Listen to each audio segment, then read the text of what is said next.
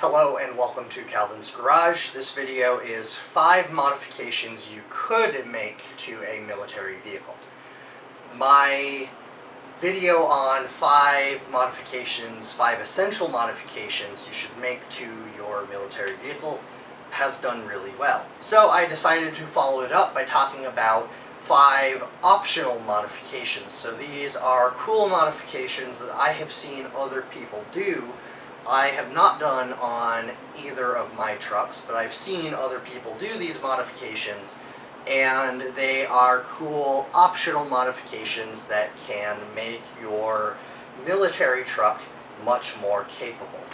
So in today's video, I'm going to go over 5 optional modifications that you could make to a 2.5-ton military truck that will increase the performance of the truck.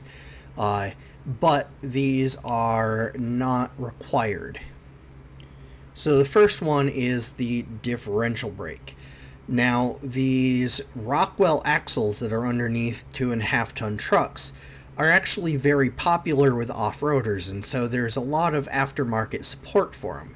And you'll notice that the pinion flange, these are called top loader axles, and the pinion is raised high, and actually it's a pass-through pinion. So the pinion flange is on both the front and the rear of the axle.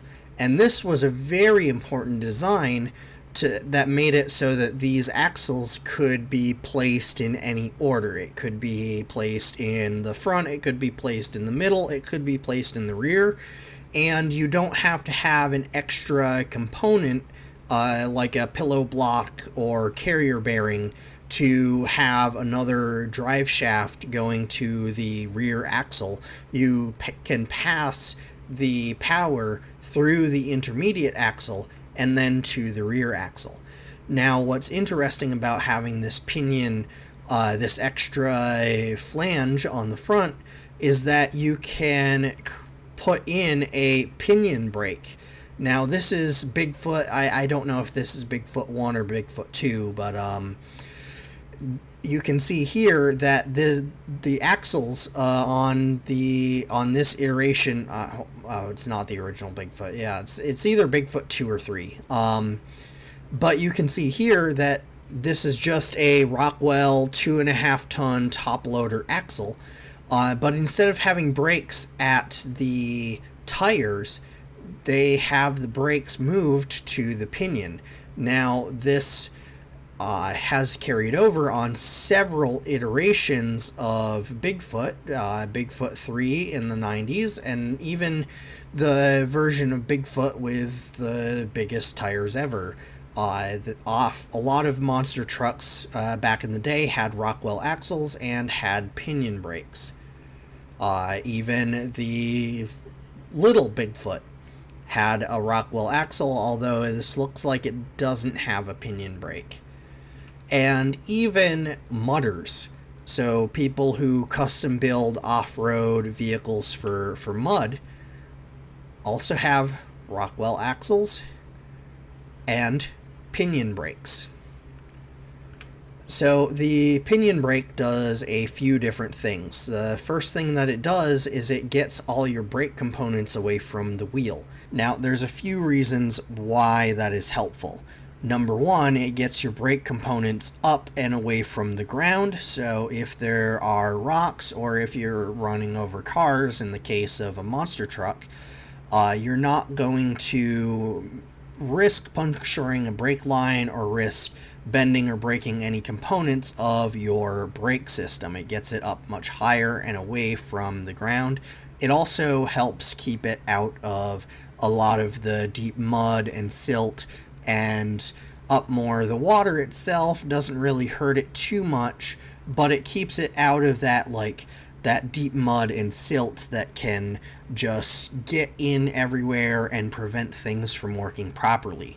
Also, by getting your brakes away from the axles, you can put in bigger tires. You can see how these tires are much wider than the tires on a regular 2.5-ton truck, and there's not as much room up in here to have the brakes. You would have to run a much larger diameter rim in order to run tires that go that deep, that have that much offset.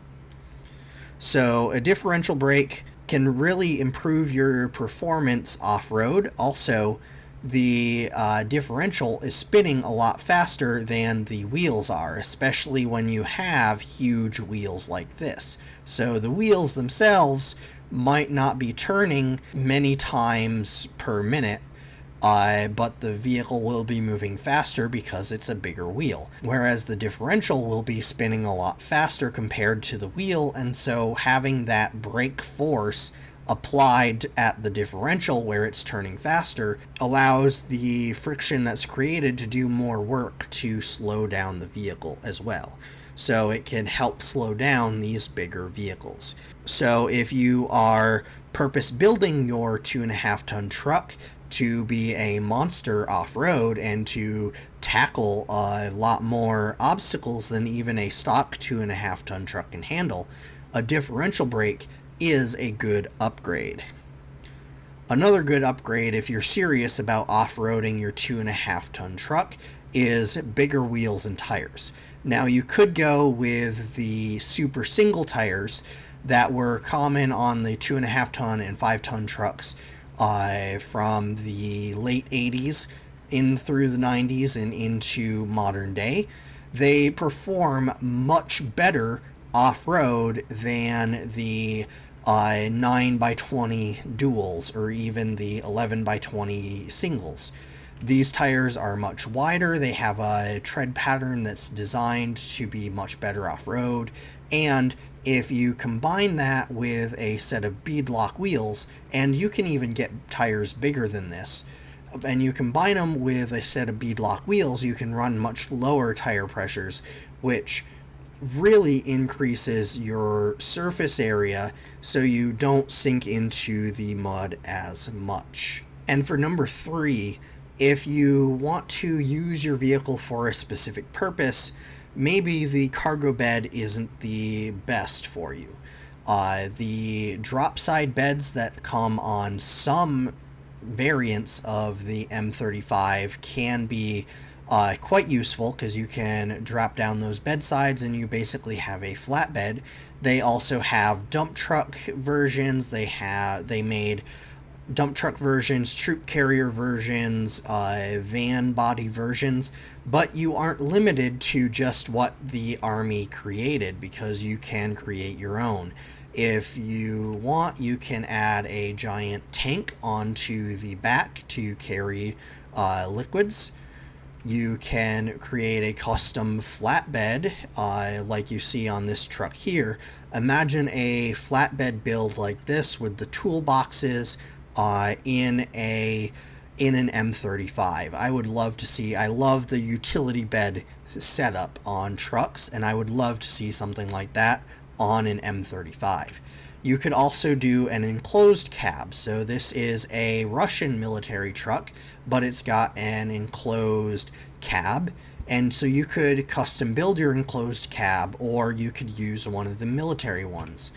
They also made wrecker versions of the M35 and other 2.5 ton and 5 ton military trucks, and those wrecker versions are really good, or you could make your own.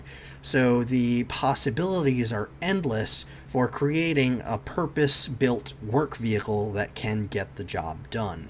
Another kind of quality of life upgrade is hydraulic steering. Steering those big axles and with the big wheels can be quite difficult. There are power steering upgrade kits. Now, the purpose-built power steering kits for the M35 are kind of hard to come by now. However, like I said before, the Rockwell axles are still very popular with off-roaders, and so you can get steering kits for the Rockwell axles. Now, these are hydraulic steering, so there's a hydraulic ram here that goes in both directions and pushes the wheels you can see a similar hydraulic setup on here. Now it does take some trial and error and some know-how, and there's not like a specific like cut and dry kit for it, especially for the M35 specifically, but there's enough parts and enough knowledge out there for the Rockwell axles that you could create a custom hydraulic steering setup. Another modification, and I don't have any pictures of a 2.5 ton truck with this modification, but locking hubs. So down here, the hub has a knob that you can turn, and basically it locks or unlocks the front hubs. Here is another example here. So the truck is already 4-wheel drive, and depending on what model you have, you might have a transfer case that you can put into neutral. On mine, the reason why I have no front drive shaft on my truck, on the early models, the transfer case was a Sprague type transfer case, so it used sort of like a limited slip system almost, and so it automatically engaged the front wheels when it felt the back wheels slipping. However, that system isn't perfect, and so there's still a lot of times where the front wheels are engaging when they really don't need to. And so removing the front drive shaft prevents the gears inside the axle, inside the differential, from turning because the transfer case is engaged. Locking hubs combined with a transfer case where you can disengage the front axle really improves the on-road drivability and reduces the wear of the parts in your front axle when you're trying to drive down the road and you don't need 4-wheel drive. So I'm here with the Lego semi-truck because I thought this would be the easiest way to demonstrate this. Now normally locking hubs are found on the front wheels, but the back wheels are easier to see, so that's where we're going to be demonstrating this. Basically, because of the differential, there's gears in there that transmit the motion of the drive shaft turning into turning of the wheels. However, sometimes you can't have both wheels turning at the same speed. For instance, when you go to turn. Now this is highly exaggerated, but you can see here that the outside wheel has to spin a lot faster than the inside wheel in order to make those turns. And so that's why differential, an open differential, allows for one wheel to spin faster than the others.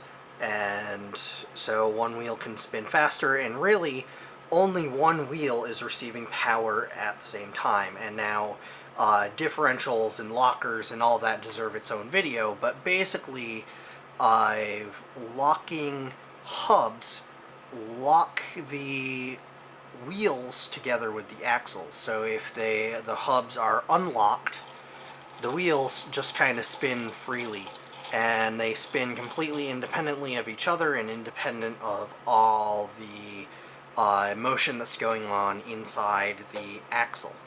But when the hubs are locked together, the wheels will turn at the exact same speed as each other, and all the components of the system are locked together to provide that extra power to the ground. So when you're just driving around on a normal road, you can have your hubs unlocked. It makes it so that your components inside your axles aren't getting unnecessary wear, and you can make those turns and have a really smooth ride. However, when you lock in the hubs, everything is locked together and everything can move forward at the same rate, and that can help you improve your ability to drive in low traction situations such as mud, snow, or ice. Another modification you can make to a military truck is to bob the truck. Now this process is quite involved. Basically, you remove the rear axle and cut down the frame to shorten the truck. This essentially turns a giant box truck into one of those huge pickup trucks. Now, this may be necessary due to legal complications and some states' commercial vehicle laws. I know in California, any vehicle that has more than 2 axles is automatically considered a commercial vehicle, and you need a commercial vehicle license in order to operate it. And so a lot of military trucks that are on the road in California, they have to bob the truck. They have to remove one of the axles in order to register it as a regular pickup truck. Now, depending on how much you shorten the truck, it can improve your departure angle and it can improve your breakover angle and make your truck more capable off-road. Beyond that, I really don't see the usefulness of this. Why go through all that when you can start with a normal pickup and swap the exact same drivetrain into it? But it's something you could do. Another modification that I've seen around is creating a crew cab. Depending on the jurisdiction that you're in and the local laws, you may not be able to use the troop seats to carry passengers. Even if you can, the troop seats aren't very comfortable. So instead, you can take the cab of a donor truck, cut off the front, and make a crew cab army truck. This is actually pretty easy since the truck has mostly flat body panels and thick steel that is easy to weld. This creates a capable off-road truck that can get the whole crew where they need to go while still having plenty of cargo space, especially if you don't bob the truck. If you don't bob the truck or shorten the truck in any way and just shorten the cargo bed and add this crew cab to it, you could still have a 10-foot cargo bed with a crew cab. Whatever you decide to do with your used military truck, remember to take proper care of it, maintain it well, and it will serve you well for years to come. But the thing I like about military trucks in general is, number one, they are very reliable. Number two, they are rugged. They can get you anywhere you need to go, including off-road, which is something that a lot of other trucks don't really do super well. And number three, they are completely customizable. You can customize them to do whatever job you need them to do. In their stock form, they are very much a jack of all trades, master of none. However, with these modifications, they can become a master of whatever trades you want them to do.